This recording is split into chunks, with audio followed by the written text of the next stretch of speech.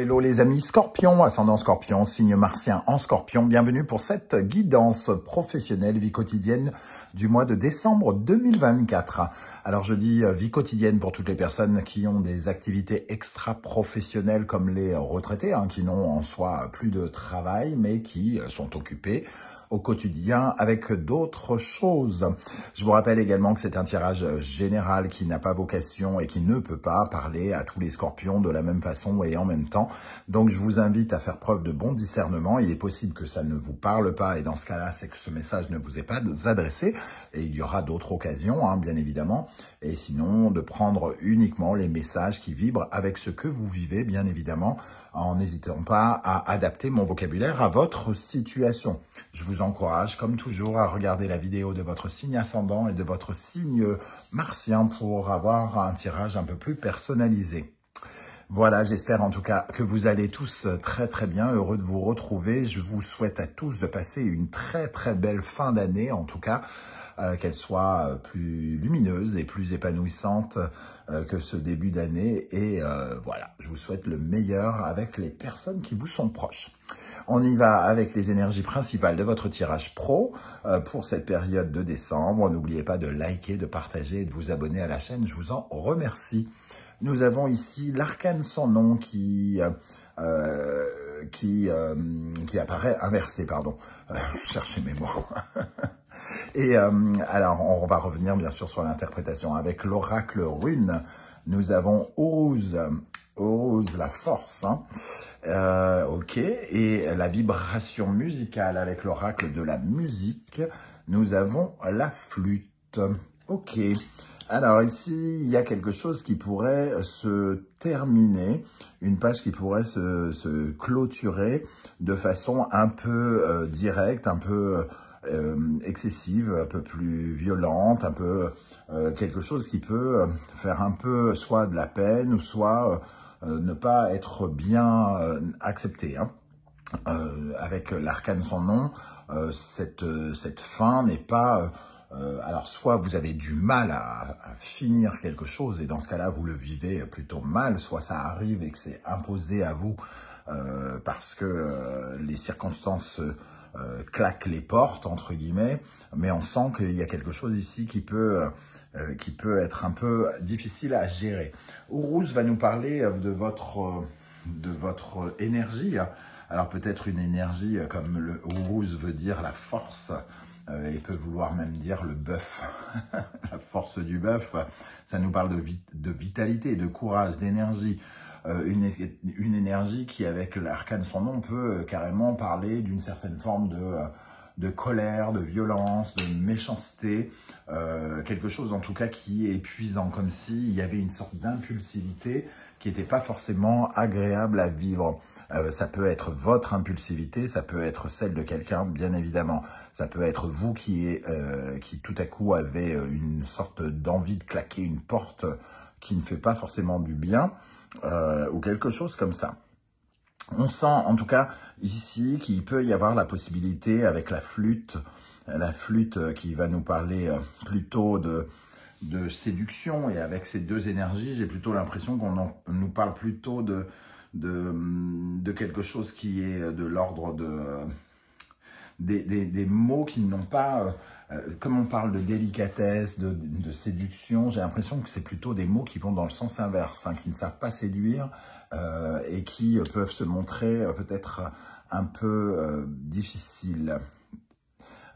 Pour moi, il peut y avoir des conversations un peu désagréables. Alors, par rapport à un choix ici, avec l'amoureux qui lui apparaît à l'endroit, un choix du cœur, on peut avoir envie de claquer une porte juste parce qu'on ressent l'envie de quelque chose. Ça peut être relationnel ici. On sent en tout cas qu'il y a une réorientation. On suit un mouvement qui n'était peut-être pas prévu avant et qui peut nous demander d'effectuer une sorte de virage. Un virage que l'on décide, entre guillemets. Ok, alors ça reste un peu obscur pour l'instant, mais on sent une énergie de nouveauté. Berkana, Oruz ici, la nouveauté, on déménage, on bouge. Certains peuvent être amenés à changer de locaux de façon rapide. Quelqu'un peut prendre ses cartons et s'en aller, un collègue de travail que vous appréciez par exemple, et c'est ce qui crée un peu de peine. Voilà, il y a une énergie de nouveauté et de nouveauté qu'il va falloir appréhender, entre guillemets, d'une manière le plus positive possible, puisque l'arcane sans nom nous oblige à faire preuve de résilience d'une manière ou d'une autre. Ok, on va continuer à déployer ce tirage, notamment avec l'oracle du soleil levant. Je vous rappelle à ce propos que vous retrouvez mon adresse email dans la barre d'infos.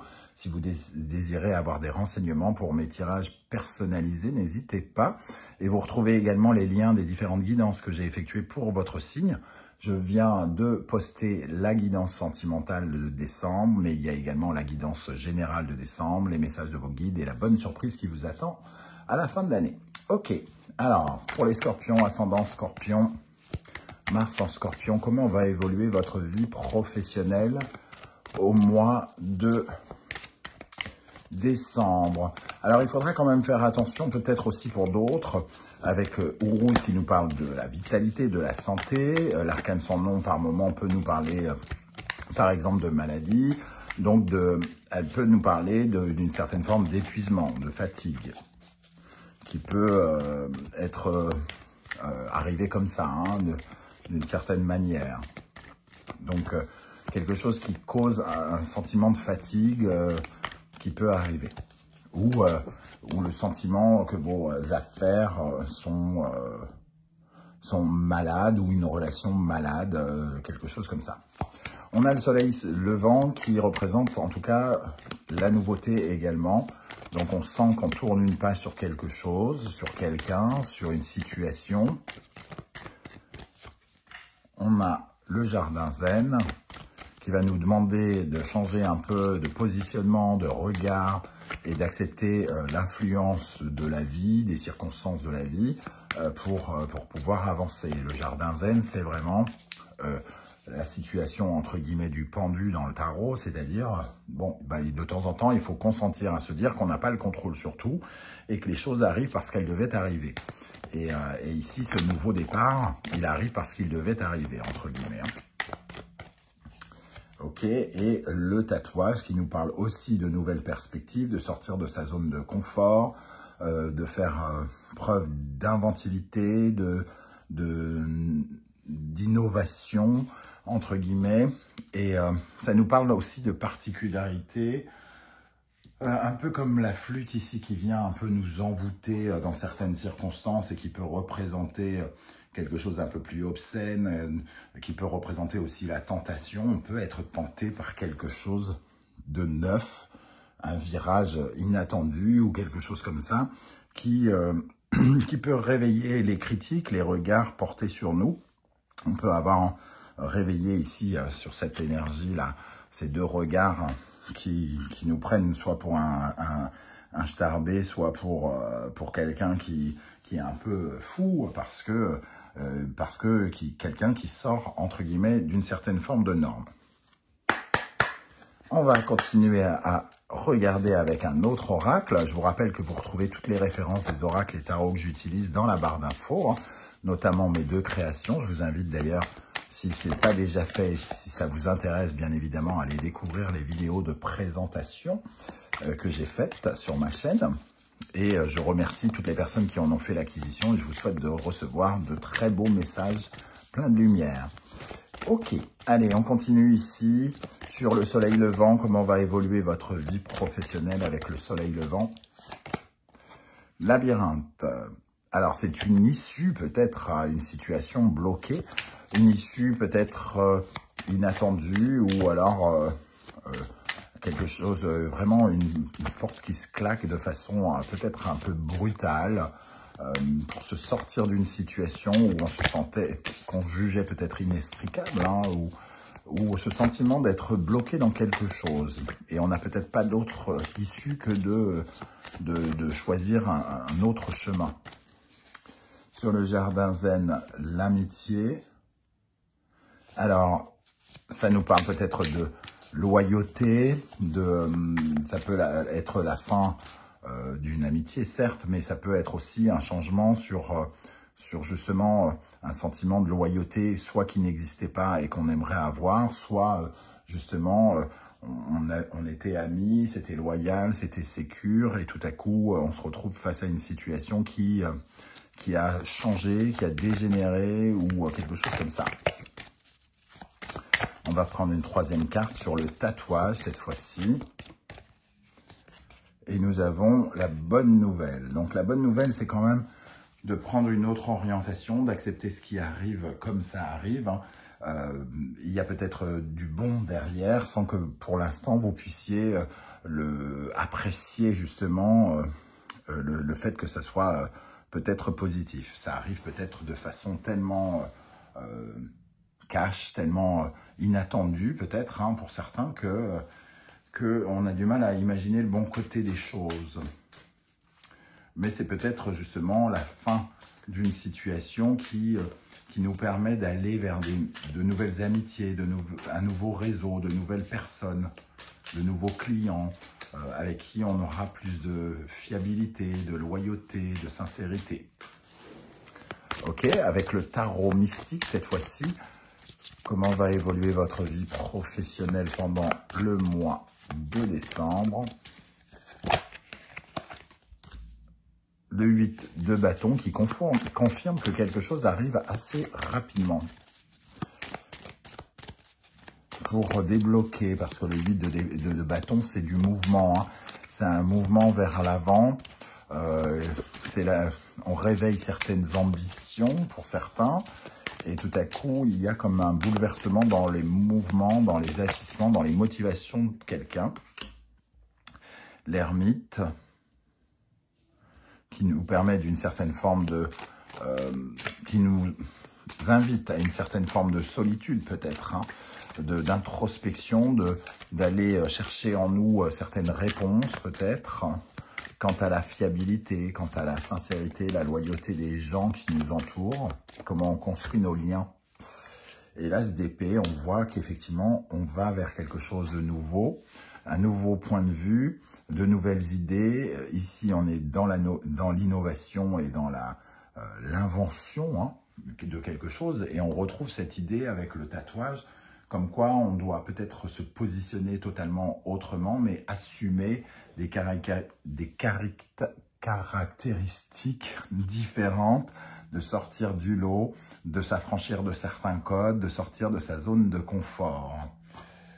Alors, quelle est l'énergie particulièrement positive qui vous accompagnera pendant le mois de décembre dans le domaine professionnel, vie quotidienne? L'énergie positive. Le fougou. Le fougou, on se débarrasse d'une certaine forme de poison ici. On se libère. On est plutôt ce poisson en or qui casse les chaînes, qui l'empêchait d'agir, qui l'empêchait de réfléchir, qui l'empêchait de se sentir libre et épanoui. On était peut-être dans un cercle vicieux qu'on retrouve ici sous la forme de ce labyrinthe. Et ici, il y a vraiment la possibilité de s'évader. La seule interrogation, c'est pourquoi cet arcane sans nom ne vous semble pas bénéfique dans un premier temps. Pourquoi elle vous paraît, pourquoi elle peut créer une certaine forme de tristesse, de déception ou quelque chose comme ça. En tout cas, vous vous éloignez quelque part d'une zone tendue. Qu'est-ce qui, au contraire, pourrait vous ralentir, vous affaiblir, vous paralyser, sur quoi vous devez porter votre attention pour améliorer les choses? Le mont Fuji. Ah, alors, lâcher quelque chose auquel on s'accroche peut-être. Vous vous accrochez à quelque chose et les circonstances vont peut-être vous obliger à lâcher. Parce qu'ici, le mont Fuji, c'est la fin de quelque chose. Donc, si ce qui vous paralyse, c'est de clôturer une histoire, de clôturer une relation, de clôturer un poste, de clôturer un accord, un contrat, on sent qu'il y a quand même quelque chose soit de toxique, soit de l'ordre de la manipulation, qui n'est pas clair, qui n'est pas épanouissement, qui vous invite à vous libérer. Donc, on doit lâcher quelque chose. Lâcher peut-être une peur, lâcher, ça peut être même un peu spirituel, mais dans le cadre de votre vie professionnelle, une peur de rater, une peur de réussir, le besoin de lâcher un boulot pour se lancer dans de nouvelles choses, mais ça vous fait peur parce que vous ne savez pas matériellement, concrètement, comment vous allez vivre ou ce genre de choses. Ici, ça va nous parler de ce genre d'énergie en tout cas. Voilà les amis Scorpions, comment je ressens ce tirage. Je ne sais pas comment ça va vous parler à vous, précisément dans votre cas de figure. J'espère que vous viendrez commenter pour me dire un peu comment vous ressentez ces énergies et surtout cet arcane sans nom inversé. Ça sera intéressant et ça pourrait être tout à fait inspirant pour tous les autres Scorpions qui vous liront. Vous pouvez également juste mettre un petit coucou, un petit émoticône de votre choix, histoire de dire que vous êtes passé par ici. Ça sera déjà bien sympa. Je tenais en tout cas à vous remercier pour vos likes, vos partages, vos demandes d'abonnement et vos commentaires. J'aurai plaisir à vous retrouver très bientôt pour de nouvelles guidances. Je vous souhaite une fois encore à tous et à toutes une très belle fin d'année et de très belles fêtes pour ceux qui auront l'occasion de les fêter. Je vous remercie en tout cas d'être là, les amis Scorpions. Merci d'être là et à très très bientôt. Prenez bien soin de vous. Ciao, ciao.